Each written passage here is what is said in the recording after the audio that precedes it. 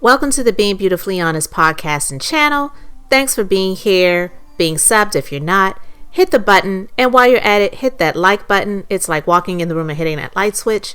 Let's brighten up the place and get into the royal drama.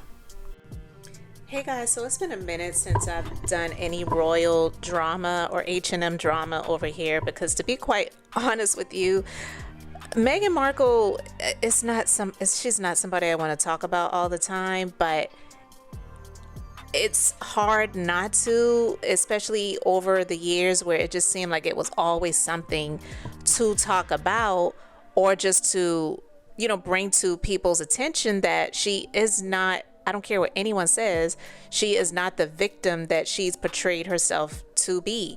There are real victims in this nation. There are real victims in this world. No, it's never okay for someone to be the target of racists if that is something that is happening. But you having a position of privilege and people writing articles about you that hurt your feelings, I'm sorry, when there are people who are actually fleeing fleeing dangerous places to be in this country, and you got the opportunity to become someone's wife and live a life that some people dream of, and one she actually dreamed of as well, but she'll never admit to that because she claimed that she didn't know anything about the royal family. She didn't even know who Prince Harry was before, which I do not believe. It's just stuff like that that just makes me not see her as someone that I care for. And also the fact that she only used race when it was something that would benefit her to be seen as a victim and to try to put her in the position of someone that Black women could look up to or relate with, or say, oh, we got a sister who is a princess now. And it's like, no, it's not it.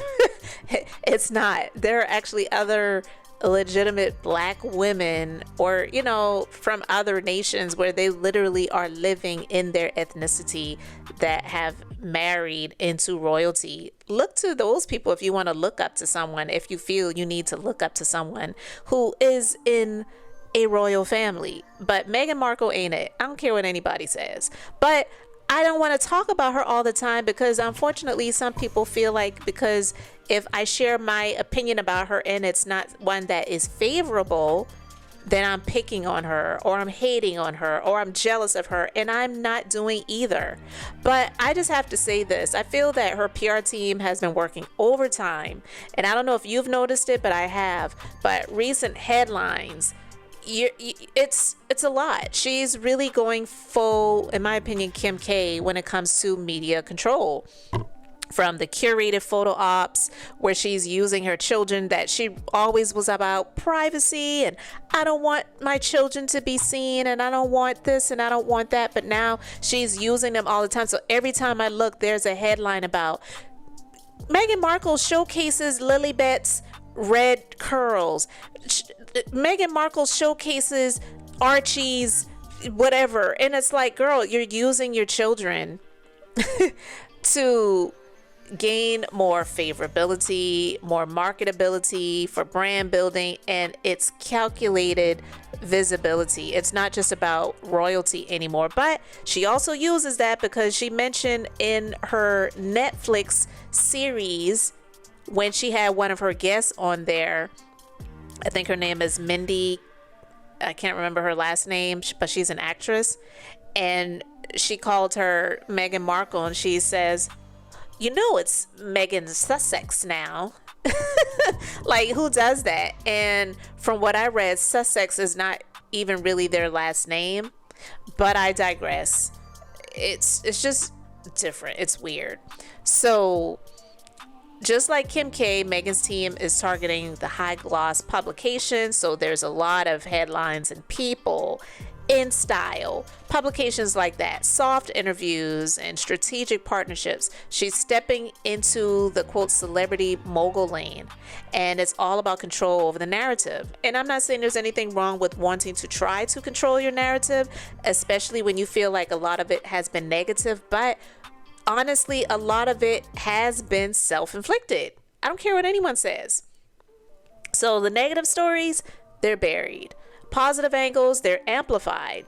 And now we're seeing more coverage about her in terms of her fashion and wellness and entrepreneurial ventures, and less focus on the royal drama. So whether you love it or side eye it, it's definitely a PR glow up. And it's textbook Hollywood. And she's doing this to make her power move. I don't know if it's working. She did get a season 2 for her next Netflix series, and I heard that they already filmed the full season. I think it's supposed to come out this fall. I haven't watched one episode of it. You can let me know in the comments if you've watched it, but I have been catching it, and I don't know if you've been seeing it, but I'm like, oh, wow. Yeah, she must have a really good PR team working on her side right now, because I don't know if it's working in terms of changing people's minds about her, but I definitely believe they're putting in their work. So I hope she's paying them well, because they're definitely doing the work. I will say that. And this is why I say I don't know if it's really working, although, like I said, they definitely are putting in the work. So it's being reported in a few different outlets, and this is coming from the Daily Beast. The Duchess of Sussex has shared her thoughts about an unseen struggle, the guilt that comes with being filthy rich. Meghan Markle shared her mindset surrounding money on the season finale of her podcast, Confessions of a Female Founder, which I don't know who came up with that title. I would assume she did, but in my personal opinion, I feel like it's whack. But that's my personal opinion. I'm not hating, but you let me know your thoughts about the title of the podcast in the comments. But it says, in an out-of-touch conversation with Spanx creator and billionaire guest, Sara Blakely. Blakely, who garnered a net worth of $1.3 billion after creating her shapewear brand, said that people should simply be more self-aware of their mindset on money. A lot of people don't even realize they have not great narratives around success or around obtaining a lot of financial freedom and money for themselves, she said. But that is so hard to understand, because I genuinely believe I would love to adopt that level of a mindset, whereas you're talking about, even for a lot of people, not being able to buy into the hope or the promise of something more for themselves in financial freedom, Markle replied. Child, like, what was that? I read it and I like, this is a bunch of word salad. As I'm reading it to you guys, I'm like, what? I want to read it again. She says, but that is so hard to understand, because I genuinely believe I would love to adopt that level of a mindset, whereas you're talking about, even for a lot of people, not being able to buy into the hope or the promise of something more for themselves in financial freedom. Child, Meghan Markle, like, this is some freaking word salad. She probably just spoke it, and it's one of those things, like, honestly, like the president. I don't think he sounds intelligent at all, but when he speaks, some people don't really pay attention to what he is saying. But if you read a transcript of what he said, when you read it, it's like, what the F did he just say? So the article continues. Meghan Markle added that, quote, so many women, especially, we're taught to not even talk about money. And there's lots of guilt mentality surrounding having a lot. Child, if she actually said that and somebody didn't, like, that's a typo, because it should have been mentally and not mentality surrounding having a lot. But anyway, and at the same time, there's a scarcity mindset that it's easy to attach to, of like, I'll never have enough. The billionaire Blakely remarked, I always tell women in particular, I say, money is really fun to make, really fun to spend, and really fun to give away. I think money makes you more of who you already were. Now, what Sara is saying, I read it, I speak it, it makes sense. And it's true. Markle and Prince Harry got married in 2018, their wedding coming out to be around $42.8 million. The majority of the cost, 94% of it, being allotted to security detail and paid for with taxpayer money. The privilege, right? So I'll be honest with you, if people over there were having gripes about her, but anyway, whatever. I'd be pissed off if I was paying for her wedding. But I digress. The approximately $2.7 million remaining for ceremony expenses such as decorations and food was still 73 times the cost of an average wedding in the United Kingdom at the time. But after the pair chose to leave the royal life, Prince Harry revealed in a tell-all interview with Oprah Winfrey in 2021 that his family, quote, literally cut me off financially. He said that the money left to him by his late mother, Princess Diana, was the only way they were able to do all this, referring to the couple's move to Montecito, California. From my perspective, all I needed was enough money to be able to pay for security to keep my family safe, Harry said.